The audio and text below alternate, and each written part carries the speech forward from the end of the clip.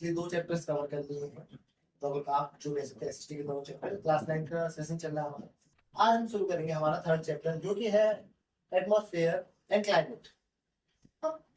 जो बच्चे नए आए जुड़े हैं हमसे, जो बच्चे पुराने हैं, सभी के लिए हम शुरू से बेसिक से शुरू करेंगे और बेसिक समझेंगे। तो आज हम बात करेंगे हमारे एटमॉस्फेयर की। सबसे पहला सवाल होता है सर एटमॉस्फेयर होता क्या? कुछ नहीं, सीधा सीधी बात समझना। हमारी जो अर्थ है या आप कह सकते हैं नॉर्मल जो पृथ्वी है उसको 4 भाग में डिवाइड करते हैं।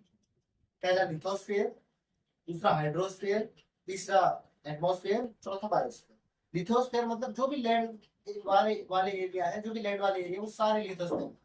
हाइड्रोस्फीयर जितनी भी वाटर बॉडीज है लाइक ओशियंस, रिवर्स, सीज, ये सब हाइड्रोस्फीयर में। थर्ड जो सेक्टर जो थर्ड जो है वो है हमारा एटमॉस्फेयर। अब एटमॉस्फेयर किसमें आता है? एटमॉस्फेयर आपकी वो मतलब वो क्षेत्र है जिसमें हम एयर की बात करें। देखिए आप देख सकते हो एटमॉस्फेयर को सिंपल लाइन में अगर बोलेंगे हम तो blanket of air on earth. Blanket of air on मतलब अगर आप नॉर्मली जैसे यहाँ पर अगर आप ये है तो ये जो ऊपर जो परत है, ये आपके जो ऊपर एयर की एक ब्लैंकेट के रूप में है, प्रेजेंट है, इस सारा क्या है? ये एटमॉस्फेयर है। क्या है? एटमॉस्फेयर। सिंपल समझने का एटमॉस्फेयर होता क्या है? Blanket of air on. ठीक है। अब स्ट्रक्चर की बात करें कि आपका एटमॉस्फेयर 5 लेयर्स में डिवाइड। सबसे पहली जो लेयर है वो है ट्रोपोस्फेयर। कौन सी लेयर है? ट्रोपोस्फेयर।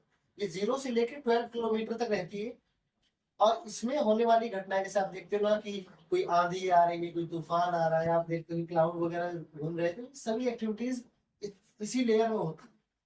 अगर कभी पूछा जाए कि वेदर एक्टिविटीज जो होती है किसमें होती है, क्लाउड एक्टिविटीज किसमें होती है, ये आपका ट्रोपोस्फेयर में होती है। किसमें? ट्रोपोस्फेयर में। सेकंड लेयर है स्ट्रेटोस्फेयर। स्ट्रेटोस्फेयर क्या है? ये अबव 12 किलोमीटर, आप कह सकते हैं 12 किलोमीटर से ऊपर तक और 50 किलोमीटर के नीचे तक ये मौजूद है। और इसमें मेन फीचर इसका ये इसमें मौजूद है ओजोन लेयर। अब कई सारे बच्चे जो नहीं जानते ओजोन लेयर क्या होती है।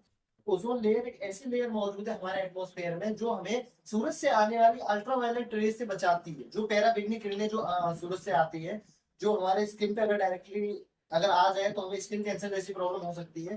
तो उस प्रॉब्लम से बचाने वाली जो लेयर है वो है ओजोन लेयर। क्या है? Ozone layer. और जो बच्चे थोड़ा सा मेरी बात समझ रहे होंगे कि ओजोन लेयर, यहाँ तो हम बेसिक तरीके से पढ़ रहे हैं कि ओजोन लेयर हमारे स्ट्रेटोस्फेयर में मौजूद है, पर ओजोन लेयर का जो महत्व है वो हम नेक्स्ट आने वाले चैप्टर में समझेंगे कि why ozone layer is important for us.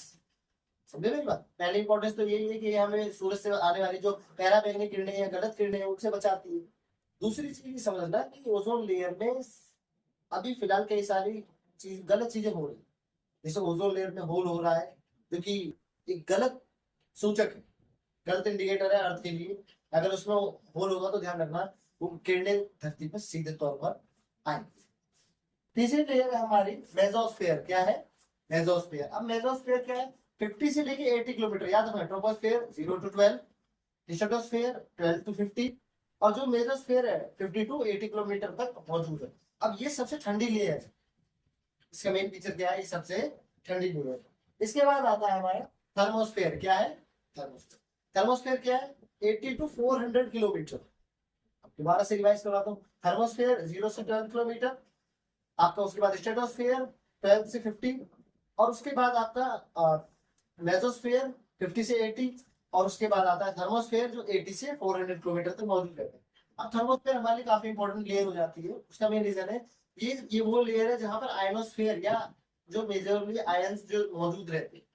अभी आयंस किसमें काम आते हैं? तो बेसिकली जो आप कह सकते हो जो भी सैटेलाइट वगैरह है वो इसी लेयर में जाके मौजूद हो जाते हैं, क्योंकि इस लेयर में आयंस की ज्यादा मात्रा होती है और ये आयंस क्या है आपका कई सारी चीजों में काम आती है, जैसे रेडियो एक्टिविटीज वगैरह में काम आते हैं। जो आप देखते हो तरंगी रेडियो वेव्स वगैरह होती है, ये है मौजूद।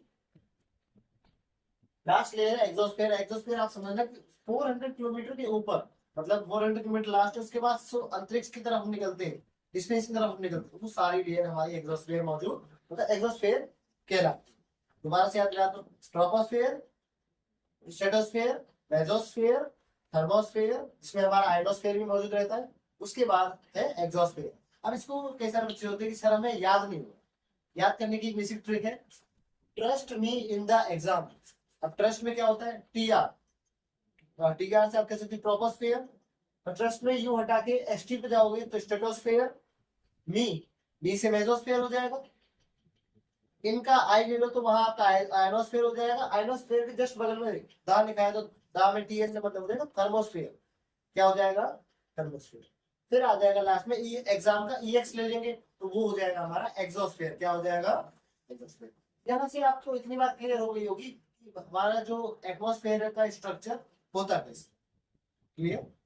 अब बात करते हैं कंपोजिशन ऑफ द एटमॉस्फेयर। अब हमारा एटमॉस्फेयर बना कैसे, ध्यान रखना, atmosphere, what is atmosphere, normally we can say that atmosphere is the atmosphere is like blanket of air on earth, मतलब एक हवा की परत है। अब हवा बनी कैसे, ध्यान रखना, एयर का कंपोजिशन अगर बात करोगे, एटमॉस्फेयर का कंपोजिशन बात करोगे तो आप सिंपली कह सकते हैं कि एयर जो है वो कई सारी majorly gases, dust, water vapours, इन सबसे मिलकर बनी।